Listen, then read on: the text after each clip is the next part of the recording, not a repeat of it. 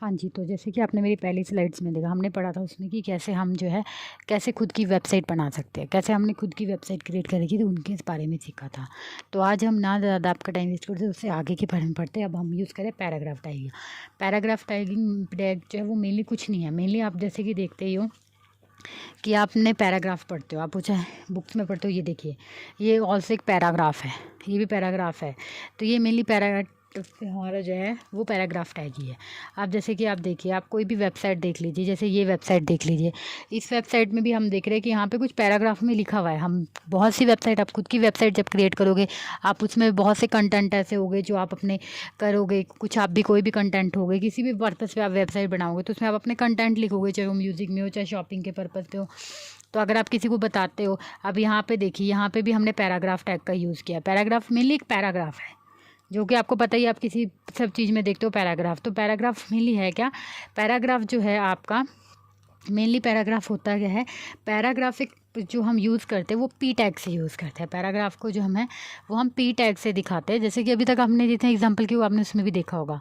तो ये P tag है। पी टैग का मेनली इसका यूज़ करते हैं अपने वेब पेज में एक पैराग्राफ को बनाने के, जो कि हमेशा एक न्यू लाइन से स्टार्ट होता है। दैट्स इज वे, एक न्यू लाइन से स्टार्ट होता है और ऑटोमेटिकली ही वो अपने आप ही ऑक्यूपाई कर लेता है जितना उसको स्पेस करना है। जब हम उसे करते रहते हैं पैराग्राफ, तो उसे पता है कि मैंने यहाँ पैराग्राफ लिख दिया, वो ऐड अपने आप ऑटोमेटिकली स्पेस ऑक्यूपाई कर लेगा कि यहाँ है तो मुझे यहाँ करना है, वो स्पेस लिख लो चाहे मार्जिन लिखो, वो ऑटोमेटिकली ऐड कर लेगा। उसको ये पता है कि जब मैं यहाँ देखिए, अब पैराग्राफ को इसको पता है कि ठीक है मैंने पैराग्राफ लिखा है, मैं टाइप करती जा रही हूँ, तो वो ऑटोमेटिकली ही अपने आप जब से करेगा वो अपना ऑटोमेटिकली अपना स्पेस ले लेगा। उसे पता है कि मुझे न्यू लाइन बाद या पहले कहाँ स्पेस लेना है, कितने मार्जिन का लेना है।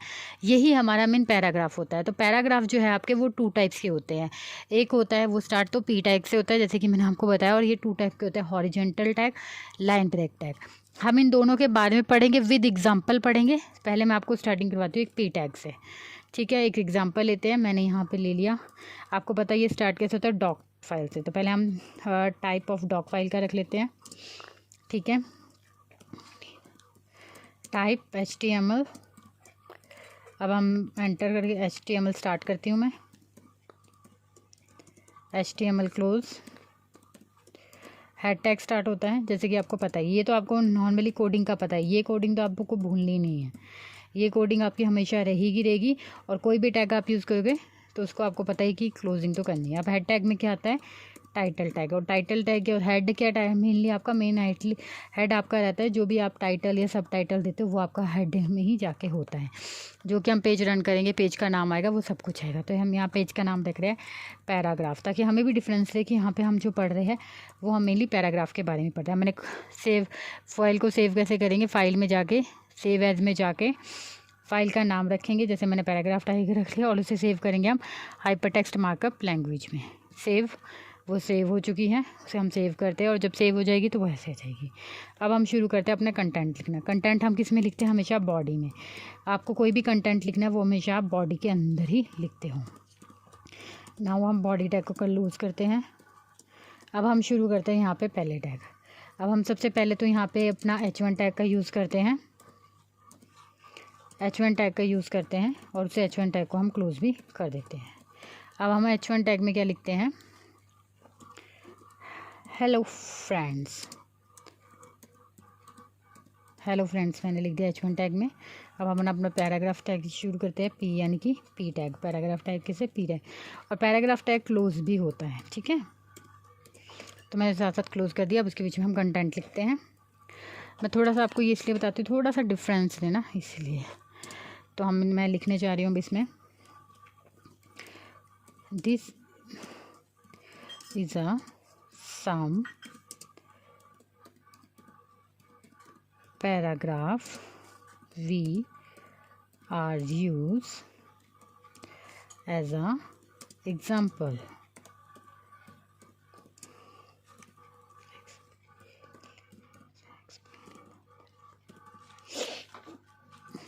As a example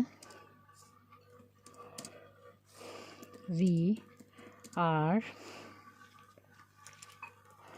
we are नहीं लिखती हूँ ऐसे, this is a some paragraph we are use as a example. This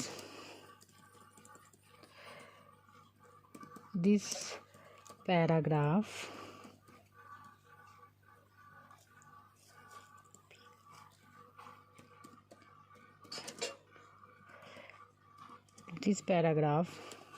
we are use some text and that close।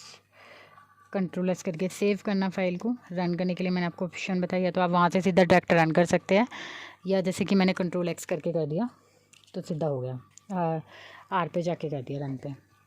ठीक है, तो देखिए हमने ये आ गया हमारा टाइटल। जैसे कि मैंने आपको बताया हमारा टाइटल यहाँ आता है।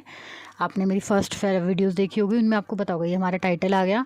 देन उसके बाद हेलो फ्रेंड्स, ये आ गया मेरा हेलो फ्रेंड्स। और ये कुछ टैग्स, जैसे कि हमने पैराग्राफ में लिखा कि this is a some paragraph we are used as example, this is a paragraph. ये एक नॉर्मल पैराग्राफ है। ठीक है, अगर इस पैराग्राफ को मैं लंबे लिखती तो मैं लंबा भी लिख सकती थी, कोई इशू नहीं है। बट आप जैसे कि देखोगे मैंने यहाँ यूज़ किया तो ये नॉर्मल एक लाइन पे ही है। लिखने को मैं इसे और एक्सटेंड करके और बढ़ा देती हूँ ताकि आपको ईजी पता लग जाए।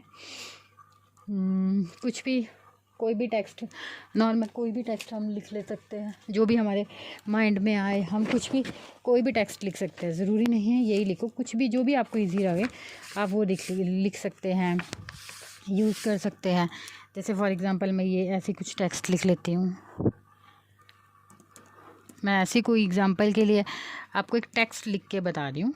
ठीक है, कोई भी। और अगर आपको यहाँ पे देखिए ना, जैसे मैंने यहाँ पे देखिए टाइप किया, ठीक है, मैं यहाँ टाइप कर रही हूँ, मुझे ये वर्ड मिला, तो आप इस वर्ड पे क्लिक करके यहाँ से भी इसको लिख सकते हो कि अगर आपको ये वर्ड है तो आप वो भी लिख सकते हो। ठीक है, वो यहाँ पे आपको शो हो जाता है। लेकिन जब आपकी फ़ाइल सेव होगी तभी शो होगा वो, जब तक फ़ाइल सेव नहीं होगी आपका वो नहीं होगा। और ये सब नोटपैड प्लस में ही होता है।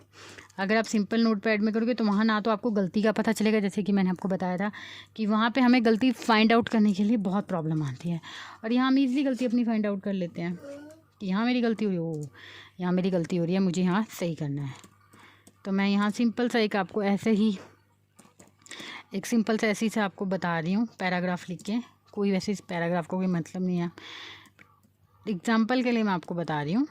ठीक है, जैसे बस मैंने इतना ही लिख लिया। ठीक है, अब इसे हम सेव करते हैं। अब रन में आप वहाँ से भी कर सकते हैं या फिर यहाँ से भी रन कर सकते हैं। तो देखिए यहाँ शुरू हो गया, अभी भी है, अभी भी आपको बता रहा है, तो हम और आगे बढ़ा देते हैं इसे।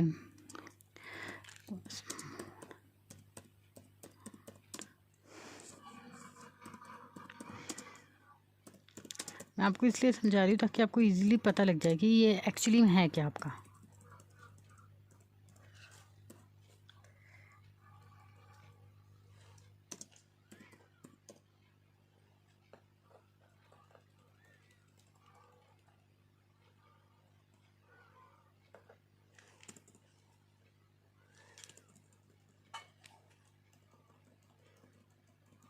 ये देखिए मैं लिख रही हूँ।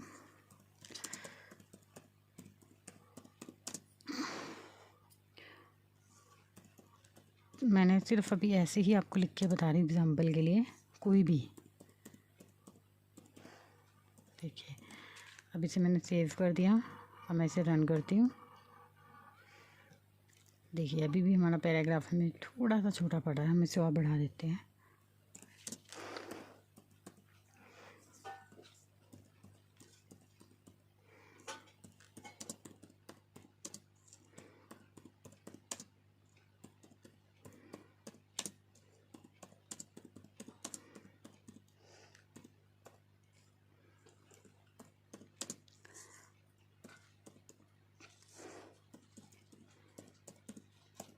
देखिए मैंने फिर से सेव कर दिया, मैं फिर रन करती हूँ इसे। ये देखिए मैंने रन कर दिया, तो देखिए उसने ऑटोमेटिकली यहाँ ले लिया, यानी उससे पता है कि मुझे कितना स्पेस ऑक्यूपाई करना है कितना नहीं, उसने ऑटोमेटिकली ले लिया। ठीक है, अब हम आगे शुरू चलते हैं। इसके अलावा हमने जैसे कि पढ़ा, हमारे पास 2 टैग होते हैं, हॉरिजॉन्टल और लाइन ब्रेक टैग। तो हॉरिजॉन्टल टैग क्या है? क्या हॉरिजॉन्टल टैग जो है मेनली वो आपका टैग है कि वो सेपरेट करता है हमारे जो बीच के 2 कंटेंट हैं, उन कंटेंट को सेपरेट करता है, लाइक दिस वे। ये एग्जांपल मैंने एक रखा है आपके लिए यहाँ पे, तो ये देखिए ये है, इसने दोनों कंटेंट के बीच में एक डिफरेंस सा ला दिया है, वो होता है हमारा हॉरिजॉन्टल टैग। हॉरिजॉन्टल टैग आपको पता है हॉरिजॉन्टल के ऐसे स्ट्रेट हॉरिजॉन्टल, तो ये हॉरिजॉन्टल एक ब्रेक लगा देते हैं। ये देखिए हॉरिजॉन्टल उसने दोनों को डिफरेंस कर दिया और ये उसके बीच में ये लाइन बना दी, तो ये हॉरिजॉन्टल टैग है और इसके लिए हम HR टैग का यूज़ करते हैं। लेकिन जो हॉरिजॉन्टल टैग है ना आपका, वो क्लोज़ नहीं होता है। इस बात का माइंड में रखना कि हॉरिजेंटल टैग को आप क्लोज़ नहीं करते, वो सिर्फ स्टार्ट होता है, क्लोज़ नहीं होता। यहाँ देखिए, हम यहाँ से मैं शुरू करती हूँ। मैंने इसीलिए यहाँ पे थोड़ा सा स्पेस दे दी ताकि आपको पता चल जाए कि यहाँ देखिए मैंने हॉरिजेंटल टैग यूज़ किया। अब यहाँ मैं H2 टैग यूज़ करती हूँ ताकि आपको पता चले कि हम कहाँ कहाँ यूज़ कर रहे हैं। यहाँ मैंने लिख दिया this is a horizontal tag, मैंने सिंपल लिख दिया। या मैंने एक पैराग्राफ शुरू किया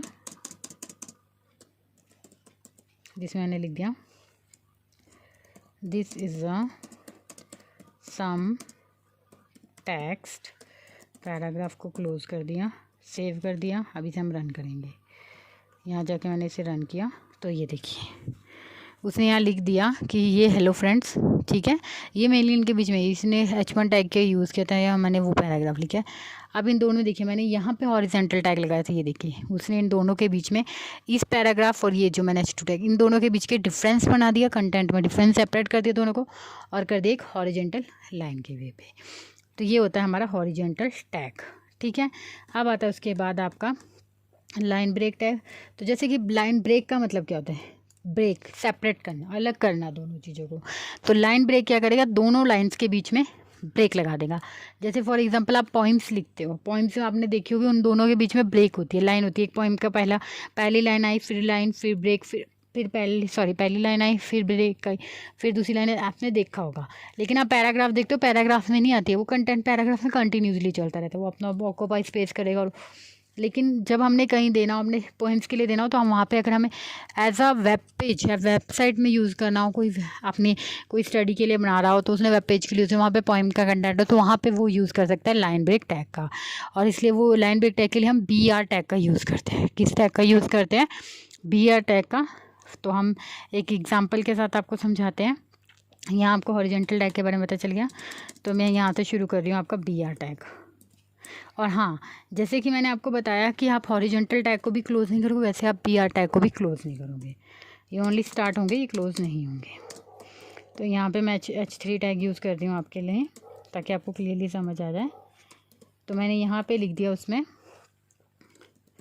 this is a line break close नहीं, P टैग। यहाँ पे मैंने लिख दिया this is a some text example के लिए।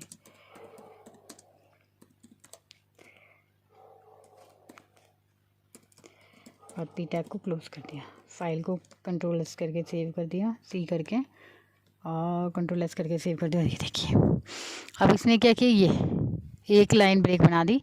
ये लाइन थी और एक कंटेंट में। अगर आपको भी नहीं समझा तो मैं आपको और समझा देती हूँ। देखिए ना, लाइन ब्रेक का एग्जाम्पल इसी में एग्जाम्पल में लेते हैं। यहाँ लिखा था ना मैंने this is the line break. P tag में मैं यहाँ कुछ लिखती हूँ ताकि आपको इसलिए समझ आ जाए। मैं यहाँ पे लिख देती हूँ। वैसे वो ब्रेक मैंने ऊपरली लाइन पे दी है तो वो ब्रेक वहाँ से कंसीडर करेगा उसने। आप ये देखिए ना, उसने ब्रेक दे दिया ऊपरली लाइन को, ये क्योंकि नॉर्मली इतना डिफरेंस आना था बट उसने यहाँ ज़्यादा ब्रेक। अगर आपको नहीं भी फिर समझ आना, मैं एक फिर समझा, मैं इसी P टैग में, यहाँ ये है ना आपका पैराग्राफ टैग, इसी पैराग्राफ को मैं एक P टैग और बना देती हूँ, ठीक है। या P टैग नहीं बना रही मैं, यहाँ पे ही BR टैग का यूज़ कर रही हूँ नॉर्मली, ठीक है। Ctrl+S कर रही हूँ कि ताकि आपको इजीली समझ आ जाए, कि शायद वहाँ पे ना भी समझ आए। तो यहाँ से ये देखिए, ये उसने ब्रेक दे दी ब्रेक, बट वो इसने ब्रेक क्यों नहीं दी आपको यहाँ नहीं समझ आया होगा, मैं बताती हूँ इसके लिए। ये देखिए यहाँ पे मैं P टैग यहाँ भी यूज़ कर रही हूँ, ठीक है। अभी देखिए पता लग जाएगा, ये देखिए ये दे दी ना उसने ब्रेक, ये कि वो पैराग्राफ के अंदर ही वो पैराग्राफ है लिखा हुआ और उसने यहाँ ब्रेक दे दी कि यहाँ मैंने BR लाइन की थी, इन दोनों के बीच में उसने ब्रेक दे दी लाइन की। ये है हमारा PR टैग, ठीक है। तो आपका नाम समझ आ गया अब आपको BR पैराग्राफ टैग। तो ये था आपका पैराग्राफ टैग। तो आप इनका यूज़ कर सकते हैं अपनी वेबसाइट को क्रिएट करने के लिए।